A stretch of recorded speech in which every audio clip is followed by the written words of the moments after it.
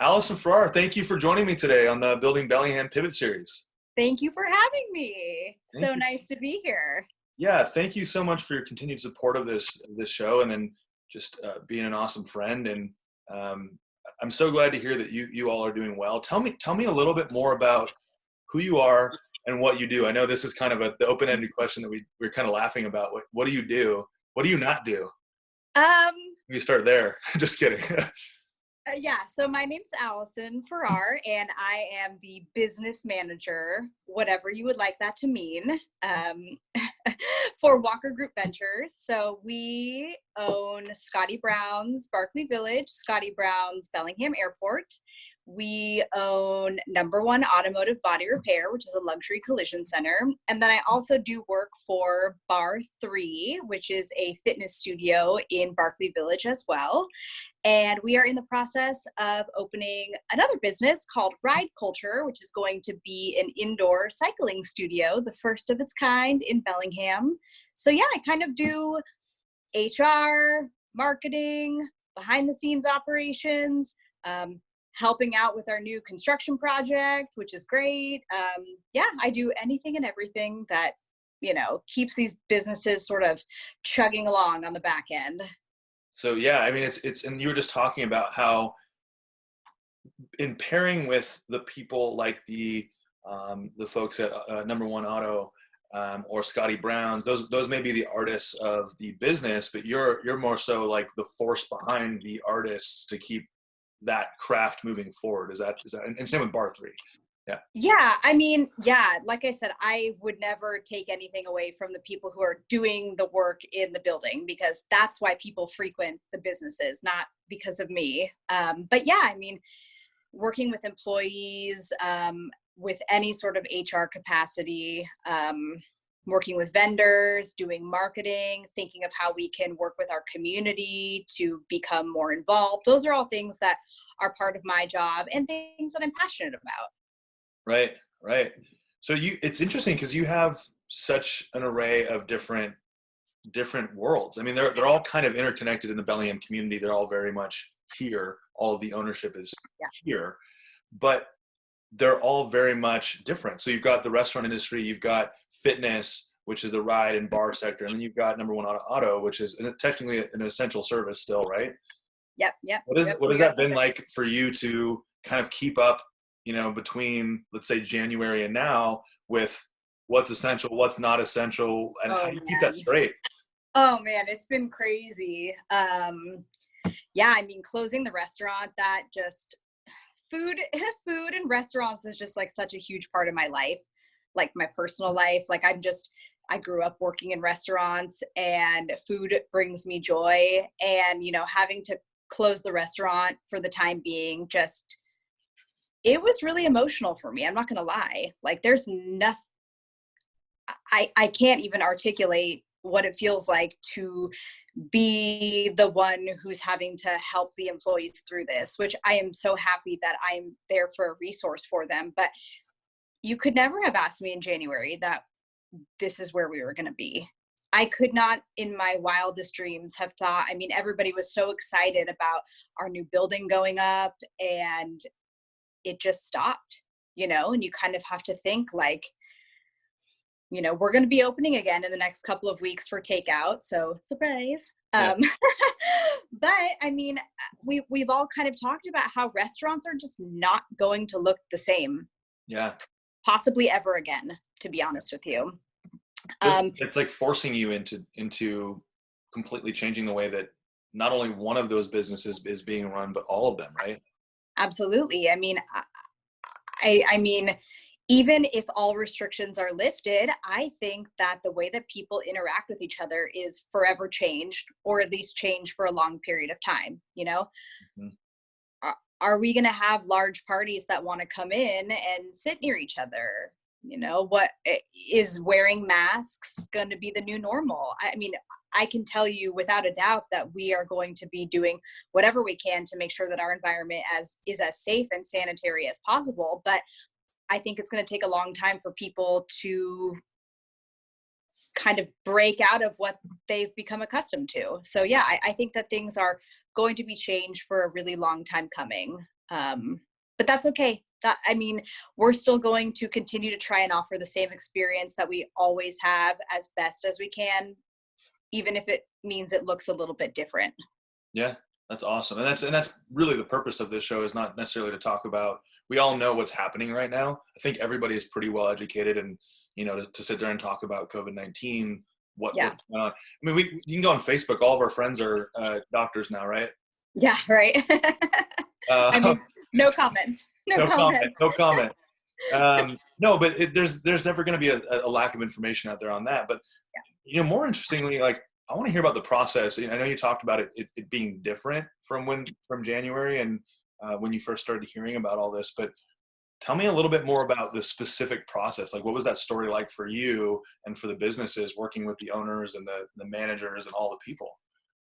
Yeah. I mean, I think that even leading up to them saying that restaurants are closed, we were just kind of like, to be honest with you, I remember going out to Scottie's on the Friday night before they told us that we were going to have to close. They, meaning, the governor, and being like, it's okay.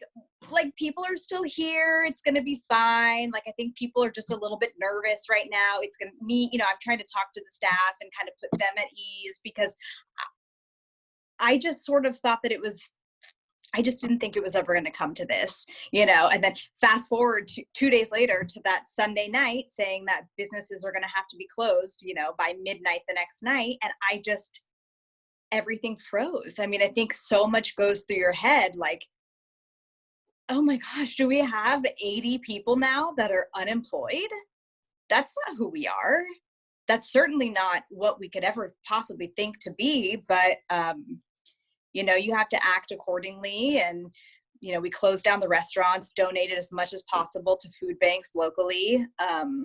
Did you have a lot of food in the freezers and the fridge? And I mean, tell me a little bit more about that experience. Like, well, this is going to go bad.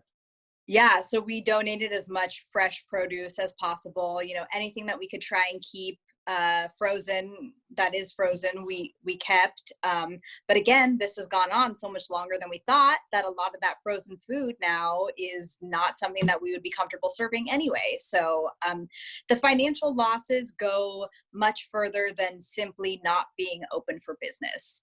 Right. And I think that if people weren't aware before, then hopefully they're aware now that the profit margins in the restaurant industry are not huge. Right. They're really not, so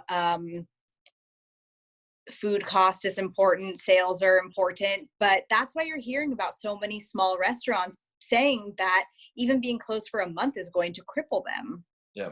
It will cripple them because the margins are low.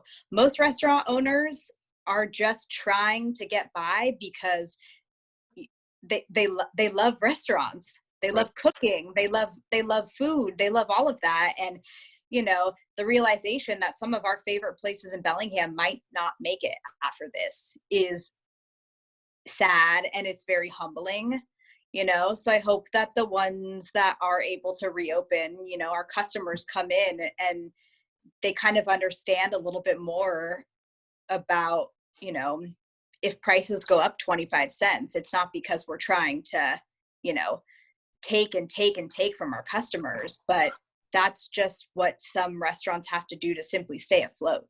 Yeah. No, and so much of what you do, or what the companies do, is about gathering. And it's so interesting that you really see quickly whose company is about gathering. And gathering is such an essential piece, and not technically essential right now, but when we talk about the bigger picture, it's so essential to human connection and humans, growing bonds and getting to know each other better. And so what has that been like, being like that Scotty's, Bar 3 and Ride, when it's open, will all be about gathering. It's all about gathering. Yeah. I laugh because before this, if you would have asked me what kind of person I am, I would say, like, I'm an introvert, not in the classic sense, but like, I like to be alone. And like, I'm very much the kind of person that I feel like I'm always on when I'm at work. not that I'm like faking a persona, but I put so much energy into being, a certain kind of person when I'm interacting with people professionally, that by the time I get home at the end of the day, I'm like, okay, I can take off like my professional hat, and just sort of be myself. And not that I'm not being myself otherwise. And so, sorry, the lights turn off. Hold on one second. You're fine. There's a motion sensor for the lights, but it's outside of my office. So sometimes I just end up sitting in the dark. All right. I'll be here in the dark for a while. Yeah. But I think after all of this is said and done, I'm like, gathering. That's what I miss the most. If you would have asked me beforehand, I would have been like, a group of people, not for me, at least not for a long period of time. And now I'm just like, all of those like lunch dates I said no to, or, not attending something because I thought that I was too tired. I'm like, I will never take those things for granted, because what I crave now more than ever is seeing people not virtually. I want to see you in person. I want you to come to my home. I'm already planning like an epic barbecue or something when this is over, because I'm just dying to see everybody. Yeah. I think the human connection is so incredibly important. And I think that's what will hopefully make all of these businesses that have had to close right now survive and hopefully come back even stronger than ever. Because if people are anything like I am feeling, I will not take that for granted ever again. Yeah. What else are you, like, maybe personally, what else are you not taking for granted? I mean, I know that it's tough because I know that, and then for those of you that don't know Tyler, Allyson's husband, he's also working from home right now too. And what are some things that you in your personal life maybe took for granted prior and are really reassessing or resetting in your life? Yeah, I think, okay, I'm a very routine, scheduled person. Like, anyone who knows me knows that, I mean, I kid you not, for the past 8 years, I have gotten up every single morning at 4:15. I go to the gym. I eat the same food. I go to work. I don't mind eating the same breakfast and lunch every single day. I just live a very scheduled life. And being in this position now has showed me that, like, maybe that's not like, I need to be more flexible. Like, I don't have access to a gym. I maybe don't have access to the same foods that I was able to have, things can't be so regimented, and I can't stress out over things that are out of my control. So this is kind of just, I think it's really helped me on a personal level to be like, it's okay if things aren't going exactly how you planned for them, because guess what? That's life. Like, after all this is said and done, am I going to go back to that? Maybe, but I think I might go back to it and be a little bit kinder to myself, and that it's okay if things don't work out exactly as I planned, because life doesn't work out exactly as we planned. It just doesn't. Yeah. So I think I'm learning a lot. Yeah. Not just having grace for others, but having grace for yourself. That's what I'm learning too. So we're in that same boat together. And yeah. Tell me a little bit. Okay, so I've noticed some, like, obviously you're going to be opening up the Scottie Browns for takeout. Recently, you guys also did donate somewhere around 1,000 meals. Yeah, it was like over 1,000 meals. So that was cool. That. Yeah, it really stemmed from a place of, like, it didn't feel right being silent throughout all of this, even though other people were working the whole time, and I think what I mean silent is, like, we didn't stay open for, a large portion of this. So it's like, I feel like are such a pillar in our community, and for us to have just sort of gone dark and just radio silence just didn't feel right, especially because we are the type of people who are community oriented and giving. And we just thought, how can we give back? So as I mentioned earlier, we gave a lot of our food to the local food banks. And then we just really wanted to do something for our first responders and healthcare workers. And so, I mean, the amount of donations that we got from our community, and a lot of them were our regulars, which was great. I think they were so happy to partner with us to give meals to these police officers, firefighters, nurses, doctors. I mean, it was just incredible. And incredible even having our team volunteer to come do this. They're not working right now, and they all just, without a shadow of a doubt, were like, of course, we would not hesitate for 1 second to give our time to help package these meals, plate these meals, cook these meals, everything. So yeah, I mean, we did it over 2 days. Donated 450 meals or 500 meals the first day to St. Joe's. And then the second time we did 550 meals, and anybody could just come by and grab a meal, place an order ahead of time. We ran it out to their car, and it was just really nice seeing the faces of the people who are working extra long hours and just being able to provide them with a hot meal. It felt really nice. Yeah. It's interesting that we kind of find ourselves resetting and going back to the simple things, the little things. Yeah. Hot meal, time with our family, seeing people, eating together, walking in nature, little things like that. We see, like, there's so many silver linings. There's so much tragedy and sadness through all of this, but there's also so much positivity to it, right? And opportunity. You've also, the businesses have kind of pivoted in lots of different ways. I know that the new location, if people that are watching don't know already, when you're driving down Woburn, a lot of construction on your left as you're going by the movie theater, and that's going to be the new location for Scottie Browns and also for Ride, correct? And Bar 3. And Bar 3.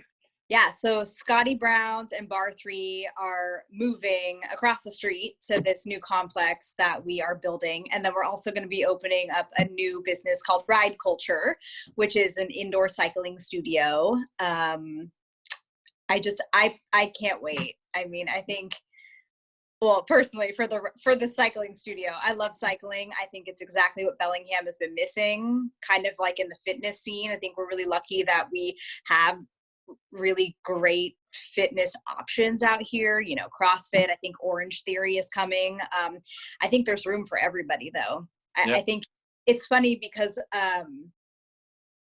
a lot of people think that when more businesses come to the area, it just means that there's less business for everybody else. But what I've come to learn is that that's just more business for everybody.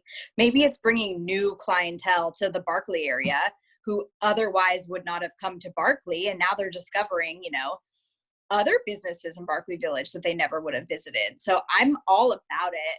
Bring me more business, bring more options to this town, and let's stimulate our economic growth. And I want everybody to be successful here. Well, we need some innovation. I think there's a lot of really creative business owners in town, and I think there's a lot of really amazing people in town.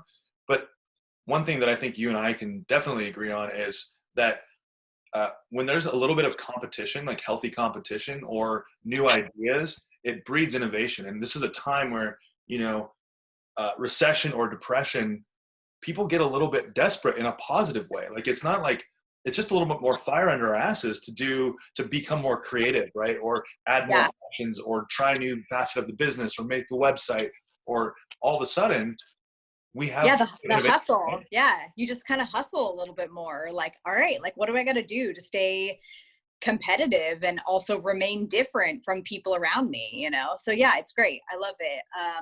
I'm super excited to see what that looks like. Obviously, the time frame of these businesses has been pushed because construction was paused. But I mean, we're back. We're building again. I mean, I'm so excited. I'm so excited for everybody to see the new Scotties. It's going to look different in a good way. We're going to have a huge patio that's actually going to be year round, nice. Which I think is something that's you don't see in Bellingham, and you rarely will see in Washington. But I mean, it's going to be awesome. Like, it's going to be great. I'm really excited. I think it's going to be a more functional space. I think people are going to love it. Yeah. What's interesting is like I'm one of those people, and this is maybe showing that I'm a true Washingtonian. There's probably a lot of other people that do this too, but even in like the winter, sometimes if it's a decent day, I'll just say, "Hey, is the patio open?" They're like, "It's like middle of winter. What do you?" Yeah, they're like, no, you're insane. Yeah. What do you mean? What do you mean is the patio open? No. Perfect. We did this for people like you. Yeah. Yeah. How for someone like you that you have such a you have such an amazing routine, and that's something that I do admire about you because you told me about your routine, and I'm just like, man, I need to be a little bit more structured in that way. How important have you found fitness and nutrition and being outside for you personally, and how important is that for like say people that are watching that are trying to find their balance in all this? How have you found that as a grounding kind of reset constant in your life? Yeah. I feel like I am the kind of person who is, I mean, let's lovingly call me a workaholic. Like you basically have to pry my phone away from my hands because I'll just keep refreshing my emails. But there was always that, barrier between going into the office and going home. So I could create that separation. Now Yeah. the separation doesn't exist anymore. So, being able to make sure that moving my body in some way without, my phone attached to me or thinking about work has just been incredible for my sanity. I think that we put a lot of expectations on ourselves to come out of this quarantine like thinner or stronger or like a master chef or something. And it's like, nah, like I think it's important to like listen to your body and take care of it. And if moving is what sounds good to you, then I think you should do it. And it's very important for me to move my body every single day because I need something different than thinking about COVID-19 and what's going on at work. What new theories come out, right? Yeah, absolutely. So I want to shift a little bit here because you run the books. You're a numbers girl. Like that is like your thing. Well, one of your things. You mentioned something about restaurants running on a really tight margin. How do you, in your position, forecast, weatherproof? What are some things that you do for the Walker Group, and how have those things, those kind of like, I like to call it weatherproofing. How have you weatherproofed it? How has this allowed the businesses to continue forward on the other side? I think that what we have that's different than a lot of other small businesses in the town is the fact that we've been around for a long time.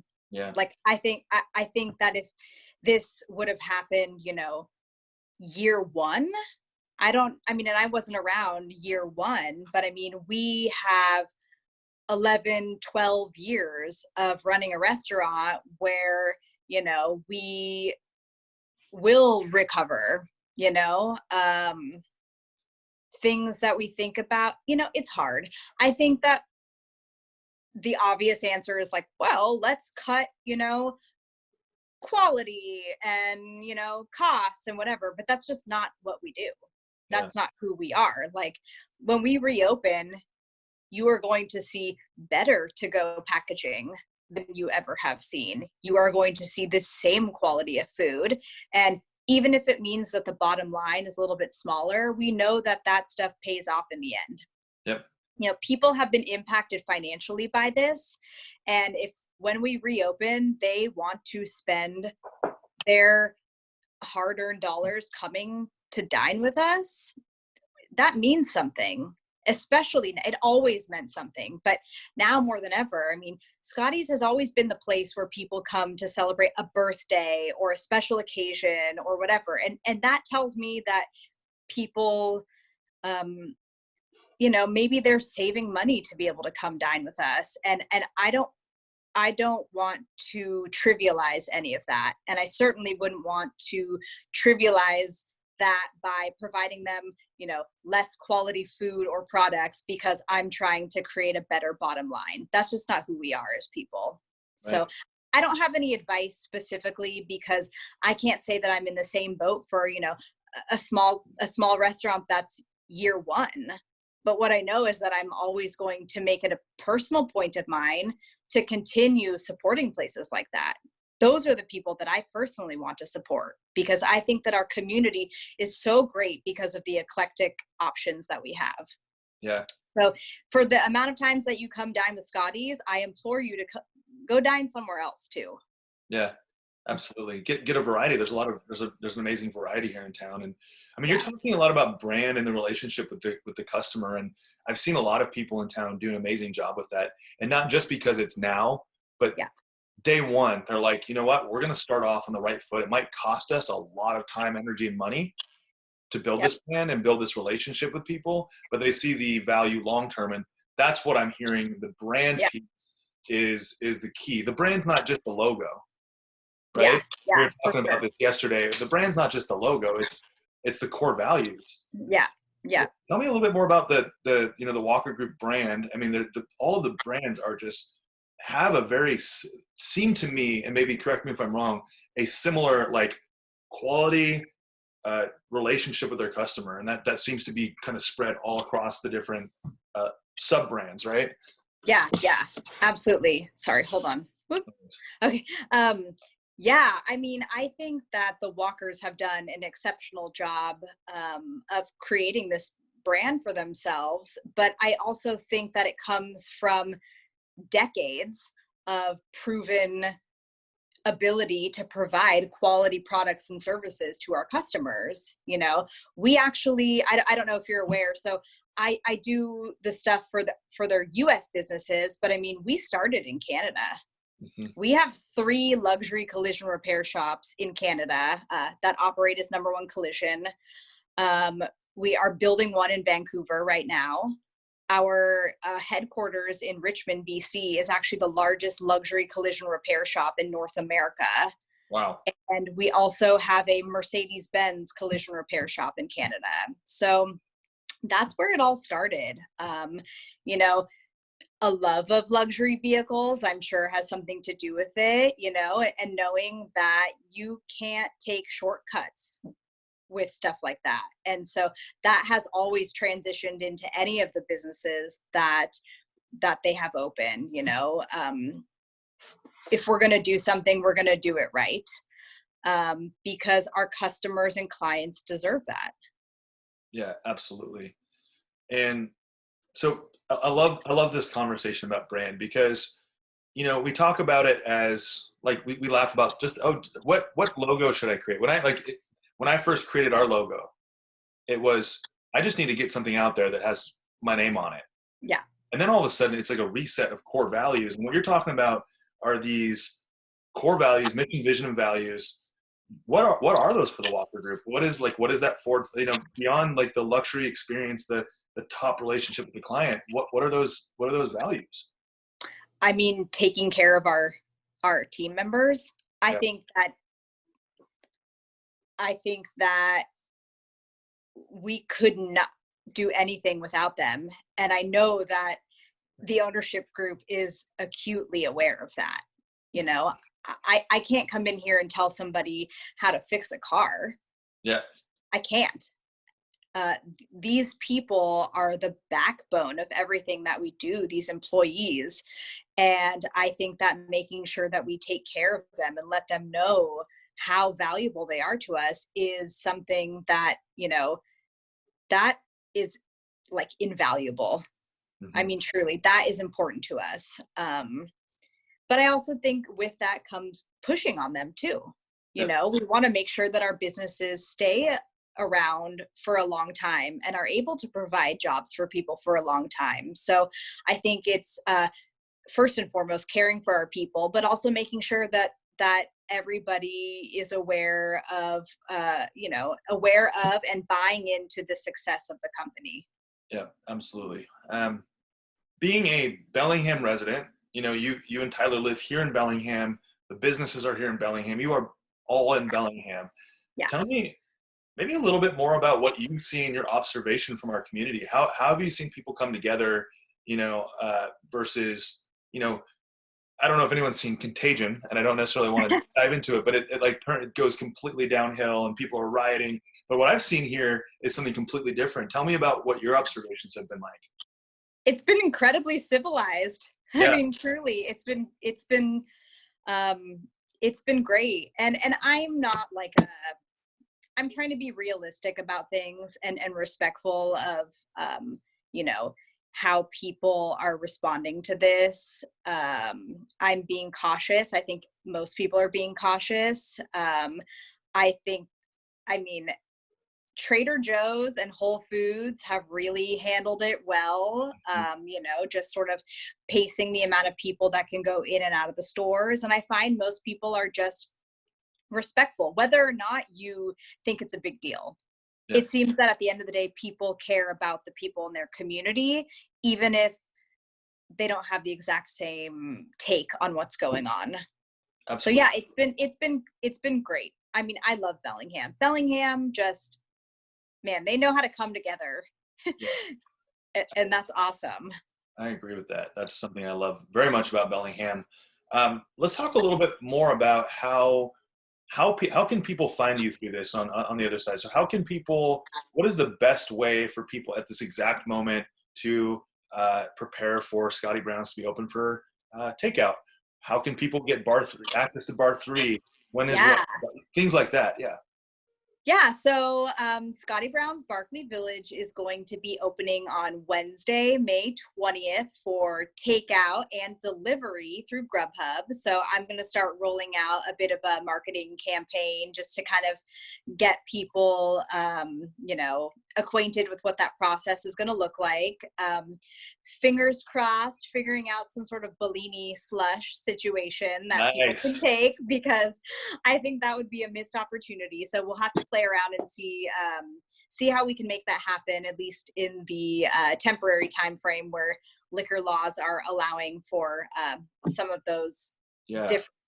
And for viewers, what is a Bellini, if you don't mind just sharing what that is? It's delicious. Yeah.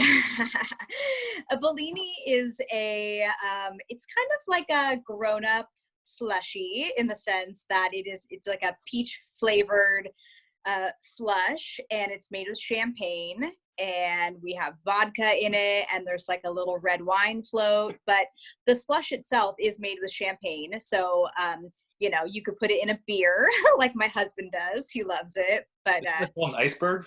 It's like an iceberg, and he's just like, I'm not going to order it when I'm with my guy coworkers, but he'll order it like when he's with me, and I'm like, that's awesome.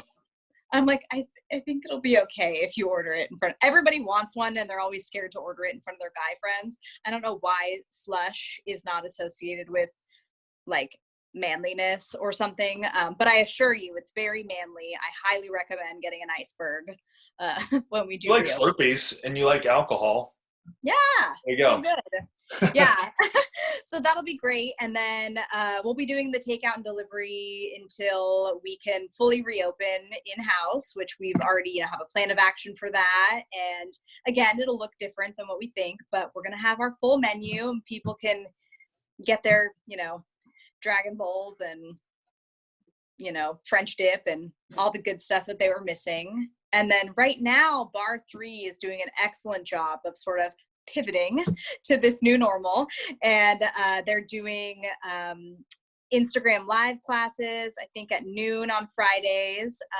They also have Zoom classes where you can pay to take the class, or if you haven't taken a class before, you can actually get your first class for free. So it's a great way to get the ball rolling on moving your bod and, doing something different. We have awesome instructors. Our owner, Caitlin Walker, has just done an awesome job of kind of transitioning. She really rose to the occasion, and I'm just kind of in awe of how they really sort of seamlessly transitioned into this. And that's all them, and they have a great crew of people who work there. So that's super exciting. If you get into a car accident, Number One Automotive Body Repair is here to fix your vehicle. We are essential, so come by anytime, and that's where my office is located. So you can just come by and say hi if you want to. And then on that note, Scott, who also runs the shop there, yes. he goes, you can come in here anytime, but I just hope to not see you in the same, situation. But we're I happy know to talk. it's always, yeah, it's so funny. Like every time I'm talking to people, I'm like, or like I'll post on Instagram or something and it's like, hope to see you soon if you need us. Like Yeah. I don't want anybody to get into a Please car don't accident. crash, but if you Yeah. do crash, yeah. Yeah, if you do crash, I hope you come see me, but like please just safely crash. And then I mean, I think that you're going to be seeing Barkley 2.0 coming, in the fall, maybe quarter one of 2021. We've obviously incurred a little bit of delays, but it will be worth the wait. You're going to have, an awesome Scotties, a bigger and better, beautiful Bar 3, and ride culture, which will be awesome to introduce to the community. So, this has been a weird time, but Barkley 2.0 has kind of been like the beacon of light at the end of it. Absolutely. And for everybody that's watching and that will watch this, you can find all of the websites in the comments up above or the description up above. You can always reach out to Allyson directly. She loves being called at 10 o'clock at night. She probably I'm asleep. I'm just kidding. Don't call her at 10 o'clock at night. But yes, on website are all in the description above, and that would be number1auto.com, ScottieBrowns.com, and I think it's /Barkley. Is that right? Yeah, you can just, you can just actually it's just ScottieBrownsRestaurant.com, and then you can see our Barkley Village location as well as our Bellingham Airport location. And then you can also visit WalkerGroupVentures.com, and it actually lists all of our businesses together. So you can see what we have currently going on in the States, what we have going on in Canada, as well as a new, exciting, very far out in the future project that's taking place in Costa Mesa, California. So we're growing. We're Awesome. going. Yeah. Anything and everything, Bar 3, Number One Auto, ride culture, news potentially, and Scottie Browns. Go to the links here, and if you have any questions, Allyson, again, we don't know exactly what she doesn't do or does it all. I think that's the job description. So if you have any questions about anything, what is the best way for people to get in touch with, any sort of management or anybody about upcoming news, food items, like what's the best? Is it website or Facebook? Yeah, so I would say definitely like Instagram, Facebook. That's where I'm posting the most like up-to-date content. So for sure, follow us on Instagram, follow us on Facebook. You can always drop me a line on LinkedIn. If you send a message to any of our Facebooks or Instagrams, I'm the one that's answering them. So, if you're looking for me, you can pretty much find me anywhere. And I will connect you with the right person if it's not me. Awesome. So you're the catalyst. You're the connector of all things, all people. Yes. Well, Allyson, thank you so much for joining me today and for contributing and just being a light in our community and just making Bellingham a better place. And for those of you that watch this, thank you so much for joining us today. And this will be in a YouTube link, and it will be obviously on YouTube with all of the details. And please like and subscribe if you do want to see more videos like this with awesome people like Allyson. So thank you so much for joining me today. Thank you. Bye. Adios. Bye.